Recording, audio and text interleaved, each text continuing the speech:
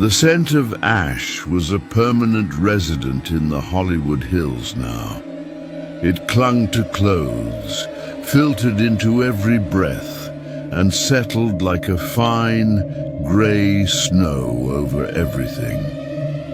For the Davies family, Sarah, a real estate agent whose calm demeanor usually masked a fierce protectiveness, Ben, a film editor, whose anxiety was palpable beneath his forced cheer, and their teenage daughter, Chloe, perpetually plugged into her headphones.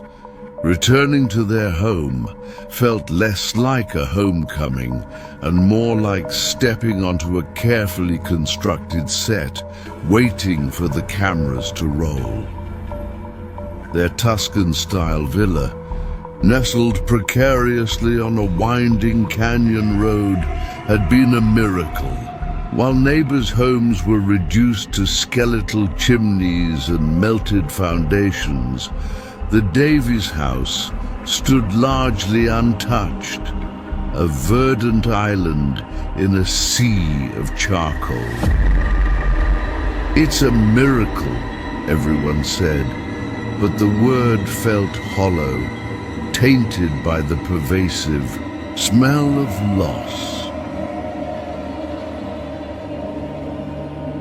The first few days were spent in a frenzy of cleaning. Ash, fine as talcum powder, coated every surface, seeping into drawers and cupboards. They vacuumed, dusted, and wiped, but it was relentless. It seemed to appear from nowhere, accumulating on windowsills even after they'd just been cleaned. "It's just the wind," Ben murmured, wiping a fresh layer from the polished marble countertop. But there was no wind. The air was unnaturally still, heavy. Then came the subtle shifts. Objects would move. Chloe swore her charging phone, left on her nightstand, reappeared on her desk. Ben's editing software would crash, only to reopen with random, distorted snippets of what looked like old home videos playing on the timeline. Images of blurred faces, dark smoke, and the orange flicker of distant flames. Sarah would find faint, ghost-like fingerprints on freshly cleaned surfaces, too large for Chloe, too small for Ben, smudges of ash that resisted wiping. The house, once a sanctuary of comfort and luxury, began to feel like an entity itself, breathing in the quiet moments and the ash. The ash was everywhere. It wasn't just dust. It seemed to have a faint, almost imperceptible shimmer in certain lights, a subtle, dark iridescence that made it seem alive. One evening, as twilight cast long shadows over the scorched hills, Chloe was in her room, headphones on, trying to escape the heavy atmosphere. She felt a cold prickle on her arm. She shrugged it off, assuming it was static. But then, a faint, wispy shape began to coalesce in the air directly in front of her. It was thin, translucent like smoke, but it held a vague, human-like outline. It shimmered with that dark iridescence of the ash. Chloe froze, her heart hammering against her ribs. She slowly pulled off her headphones. A faint, almost imperceptible whisper drifted through the air, carried on a current that wasn't wind. It sounded like a child's voice, small and mournful, just beyond the edge of hearing. "Mommy, where my doll?" The ash figure solidified, slightly, and for a terrifying second, Chloe thought she saw faint, hollow eye sockets peering from its featureless face. The scent of burnt wood and smoke suddenly intensified, filling her lungs, making her cough. She screamed, a raw, terrified sound. Sarah and Ben burst into her room, flashlights sweeping the corners. Chloe pointed a trembling finger at the spot where the figure had been. Nothing, only the quiet hum of the house and the lingering, acrid smell of smoke. "Chloe, what is it?" Sarah asked, her voice laced with panic. It was made of ash," Chloe stammered, tears welling in her eyes. "It looked like a child, and it whispered."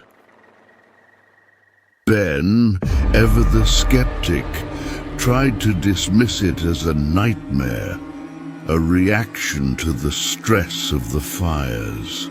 But as he spoke, a small, intricate porcelain doll's head, charred and broken, rolled out from under Chloe's bed, coming to rest at his feet.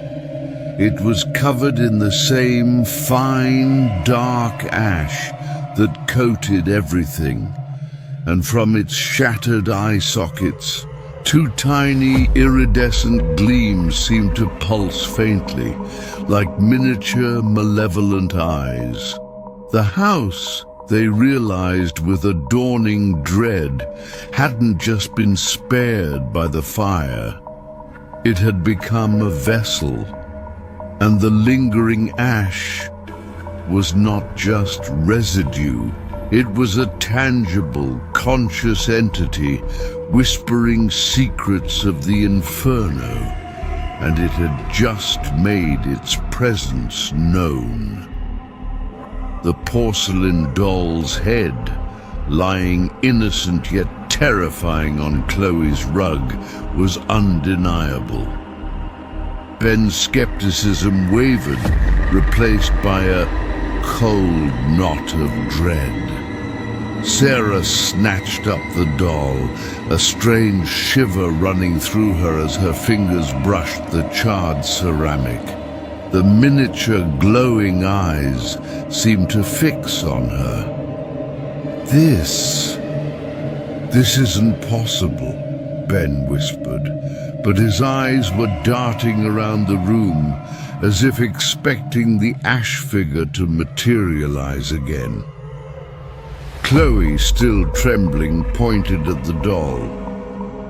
It asked for its doll. The whisper, "Mommy, where's my doll?" The next few days were a blur of heightened anxiety. Every shadow seemed to shift. Every gust of wind outside sounded like a whisper. The ash continued its relentless accumulation, despite their best efforts. Sarah began to track it, meticulously photographing dust samples. Under a microscope, she saw not just inert carbon particles, but tiny, crystalline structures, almost imperceptibly pulsing with a faint internal light, identical to the gleam in the doll's eyes. It was as if the ash itself was a living, fragmented organism. Ben, in his editing bay, found the inexplicable video glitches escalating. Now, entire segments of his current project would be replaced with grainy, distorted footage. Not just static, but blurry images of burning homes, of desperate faces illuminated by orange light, and always the faint disembodied sound of screams echoing through the clips. One night, he swore he saw a fleeting glimpse of a small ash-covered hand reaching out from the screen. He began to isolate himself, spending hours in the editing room, trying to find a pattern, an explanation, anything to prove it wasn't real. Chloe, meanwhile, was drawn to the doll. Despite its eerie appearance, she found herself picking it up, holding it. She would sit quietly in her room, the doll clutched in her lap, listening. She told Sarah, "It's lonely, Mom. It just wants someone to play with." The mournful child's whisper had changed for her. It was now a faint, sad humming, a lullaby of loss. One afternoon, Sarah was downstairs, trying to make sense of the ash samples, when she heard Chloe talking upstairs. Not to herself, but in a soft, soothing tone, as if comforting someone. Sarah crept up the stairs. The door to Chloe's room was ajar. Inside, Chloe was sitting on her bed, the charred doll head propped up on her pillow. Opposite her, kneeling on the rug, was a child, a small girl, indistinct, shimmering with the same iridescent ash that coated everything. Her form was translucent, like smoke given shape, but now faint outlines of a tattered dress and wispy pigtails were visible. She was playing quietly, moving unseen objects, mimicking Chloe's movements. "Chloe," Sarah whispered, her voice catching in her throat. Chloe looked up, her eyes wide and placid. "Mom," she said, a strange, calm tone in her voice. "This is Lily. She lived next door. She lost her doll in the fire." The ash figure Lily turned its shimmering, featureless face towards Sarah. The scent of smoke and burnt sugar filled the room, cloying and sweet. A low, mournful sigh seemed to emanate from its form, and then, faintly, undeniably, a new whisper carried on a current of chilling air. "You survived." She didn't. Sarah stumbled back, colliding with the doorframe. The implication hit her with the force of a physical blow. This wasn't just a lost child's spirit. This entity was formed from the collective grief and loss of all the homes and lives consumed by the fire, coalescing into the shape of what was most vulnerable. It was drawing Chloe in, feeding on her empathy, slowly weaving her into its ash-bound existence. And as Lily turned her glowing, hollow gaze back to Chloe, Sarah realized with horrifying clarity her daughter wasn't just playing with the spirit. She was being slowly, insidiously replaced. The house, once a miracle of survival, was now a carefully crafted trap built by the fire's forgotten dead. And it wanted their living memories, starting with Chloe's. Sarah's heart pounded like a trapped bird. The realization that Chloe was being actively replaced by the ash figure, by Lily, was a nightmare made real. She tried to approach Chloe, to pull her away, but the moment she moved, Lily, the ash child, turned fully towards her. Its shimmering form solidified further, a faint, almost imperceptible outline of human bone visible beneath the swirling ash, particularly around its hollow eye sockets and tiny, grasping hands.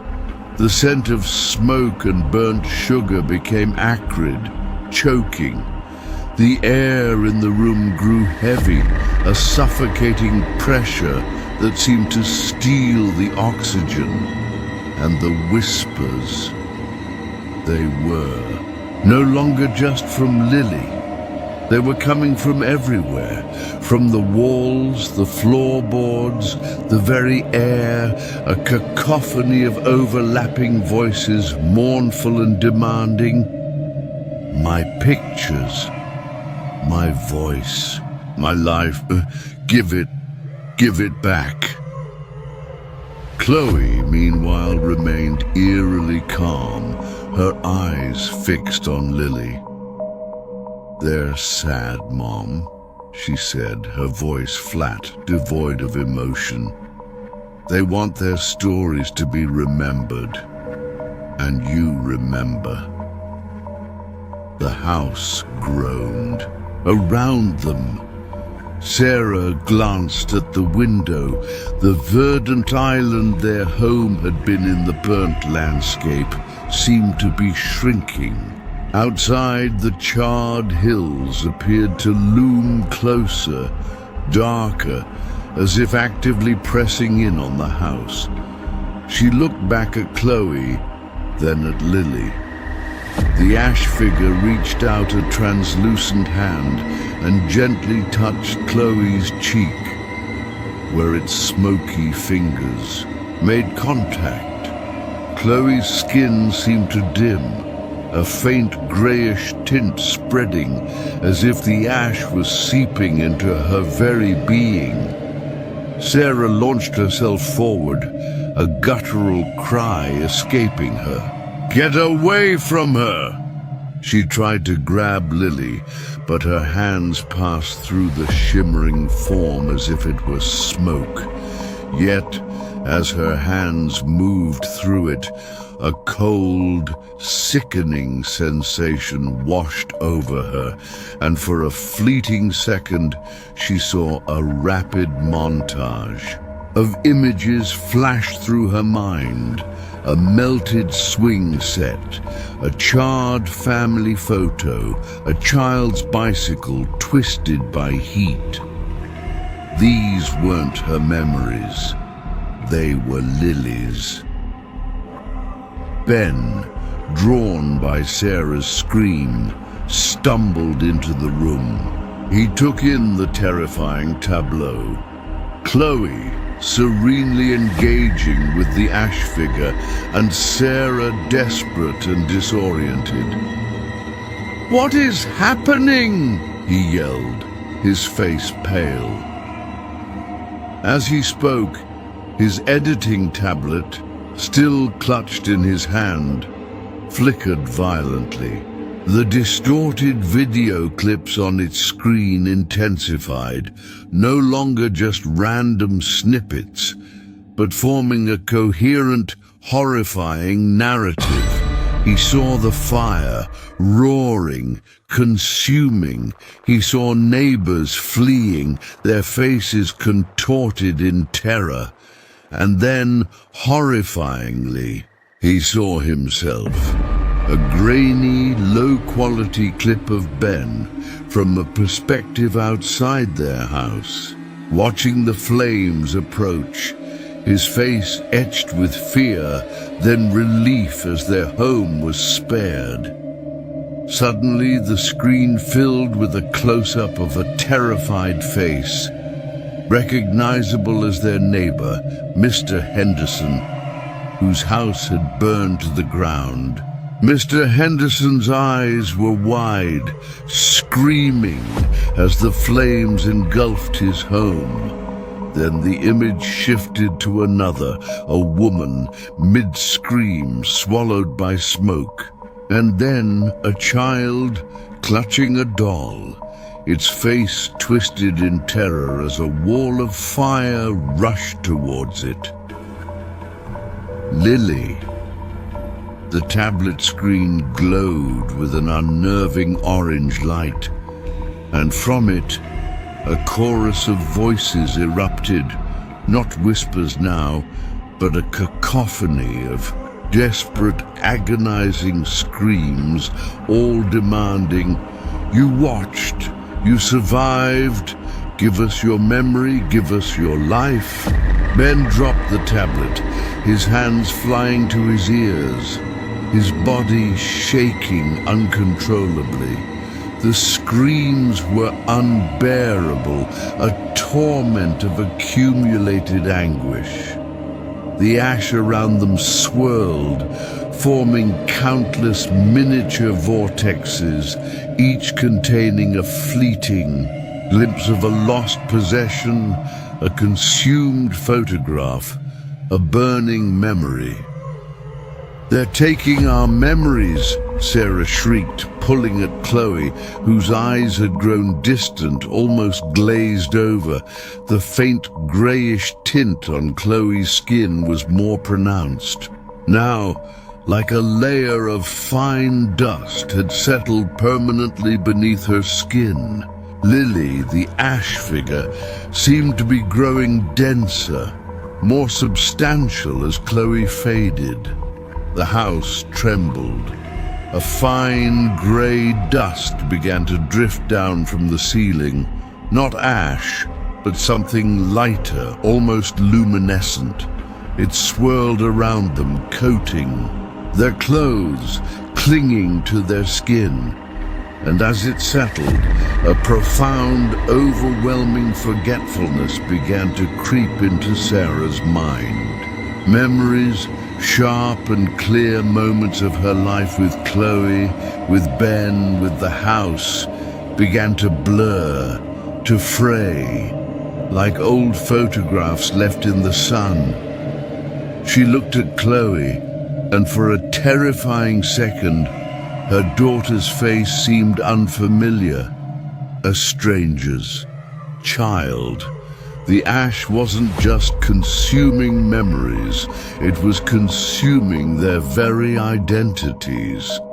The creeping forgetfulness was the most terrifying horror of all. Sarah fought it, clutching at fading images, Chloe's first steps, Ben's laughter, the taste of coffee on their Hollywood Hills patio. But the ash, swirling and luminous, settled over her mind like a shroud, dulling the edges of her most cherished memories. Ben, huddled on the floor, was muttering incoherently, his eyes wide and vacant, trapped in a loop of projected agony. Lily, the ash figure, now stood taller, its form almost opaque, a perfect, chilling replica of the child it was replacing. Its once hollow eyes now held a faint, unsettling glow, reflecting the dwindling light of Chloe's fading life force. Chloe lay on the bed, her skin completely devoid of color, translucent, her eyes glassy and unfocused. She was a mere shell, her memories and essence absorbed into the ash. The house continued to groan, the very air thick with the acrid smell of burnt offerings. The whispers, however, had ceased. There was only a profound, satisfied silence, punctuated by Ben's whimpers and Sarah's desperate, silent struggle against the encroaching void in her mind. Then, from the charred doll's head on the pillow. Beside Chloe, the glowing eyes pulsed once, twice, and then, with a faint pop, the broken ceramic shattered completely, disintegrating into a puff of iridescent ash that drifted into Chloe's still form. At that moment, Chloe's eyes snapped open. Her gaze was clear, sharp, but not her own. A faint, almost imperceptible, malevolent gleam flickered deep within them. Mother. The voice that came from Chloe's lips was no longer a child's mournful whisper. It was a cold, composite voice, a chilling harmony of countless lost souls, but with Lily's distinct tone leading the chorus. You struggle, but resistance is futile. The fire takes, and then it reclaims. Sarah's breath hitched. Mother, not Mom. The ash figure Lily was gone, dissipated. Chloe was sitting up, her grayish tint fading, her color returning. She looked healthy, radiant even, but the eyes, those terrifyingly aware, ancient eyes. Ben, stirring from his stupor, looked up, his gaze fixing on Chloe. A slow, relieved smile spread across his face, the terror draining from his features. "Chloe, you're okay!" he exclaimed, relief washing over him, his memories of the horror seemingly wiped clean by the pervasive dust. Chloe turned her gaze to Ben, and that same unsettling flicker passed through her eyes. "Father," she echoed, her voice now perfectly normal, perfectly Chloe, yet carrying an unnerving undertone. She reached out, her hand gently touching Ben's ash-dusted forehead. A profound, deep-seated calm settled over Ben, silencing his whimpers, replacing them with a quiet, contented hum.